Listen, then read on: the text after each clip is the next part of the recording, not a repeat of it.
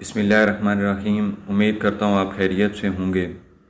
موجودہ سیلابی صورتحال کے بارے میں مختصر بات کروں گا، برائے کرم میری بات آخر تک ضرور سنیے گا۔ سورہ حدید آیت نمبر 22 میں اللہ تعالیٰ فرماتے ہیں کہ کوئی مصیبت ملک پر اور خود تم پر نہیں پڑتی مگر بیشتر اس کے کہ ہم اس کو پیدا کریں ایک کتاب میں لکھی ہوئی ہے، اور یہ کام خدا کو آسان ہے۔ ویسے تو یہ چیز ہمارے ایمان کا حصہ ہے کہ اس چیز پہ بلیو کرنا کہ کوئی بھی چیز اللہ تعالیٰ کی اجازت کے بغیر اس دنیا میں رونما نہیں ہوتی۔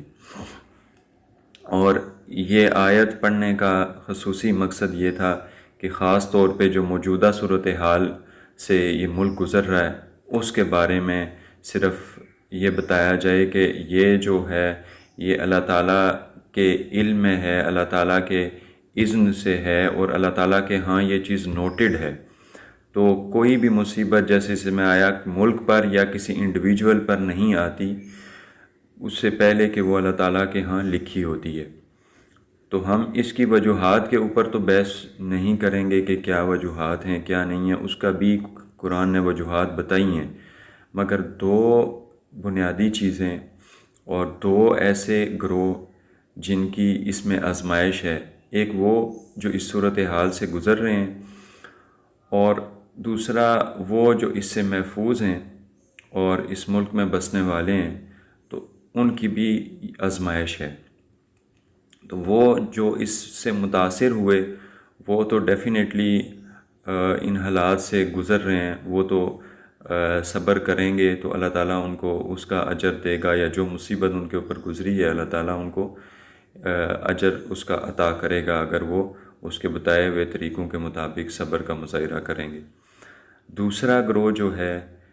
جو اس وقت محفوظ ہے ان کی بھی بہت بڑی آزمائش ہے۔ اس حال میں جب لوگوں کے پاس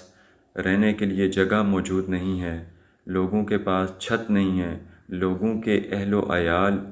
فوت ہو گئے ہیں اس سیلاب کی وجہ سے،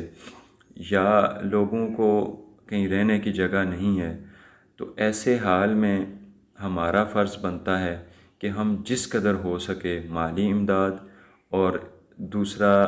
ویسے اپنا وقت دے کے اپنی ایفرٹس دے کے تو ان لوگوں کی مدد کریں۔ اور خاص طور پہ ایسے حال میں یہ کہوں گا کہ چاہے وہ کوئی بھی شخص ہے اور اس نے مستقبل کے لیے کوئی بھی پیسہ بچا کے رکھا ہوا ہے، چاہے وہ کسی مکان کے لیے ہو، چاہے وہ گاڑی کے لیے ہو، چاہے وہ شادی کے لیے ہو، چاہے کسی بھی ایونٹ کے لیے ہو، تو میرے خیال سے یہ بہت بڑا گناہ ہے کہ وہ اس چیز کو اس حال میں بھی اپنے پاس محفوظ رکھے کہ میں 5 سال بعد 10 سال بعد میں اس کو یہاں پہ انویسٹ کروں گا یا میں نے یہ کام کرنا ہے، کیونکہ اللہ تعالیٰ کے ہاں کسی چیز کی کمی نہیں ہے۔ اگر اس وقت آپ لوگوں کی مدد کریں گے اسی پیسے کے ذریعے اور اپنے ٹائم کے ذریعے اپنی ایفرٹس کے ذریعے، تو اللہ تعالیٰ اس کو کئی گنا لوٹائے گا جو اللہ تعالیٰ نے قرآن میں وعدہ بھی فرمایا ہے۔ تو اس لیے آپ سب سے گزارش ہے کہ آپ کے جو آپ نے فیوچر میں پلانز بنائے ہوئے ہیں اس سے اہم جو کہ آپ پتہ نہیں تب تک زندہ رہیں گے نہیں رہیں گے، کہ مکان بنانا ہے، شادی کرنی ہے میں نے، یا فلانا پروجیکٹ آپ نے ذہن میں رکھا ہوا ہے،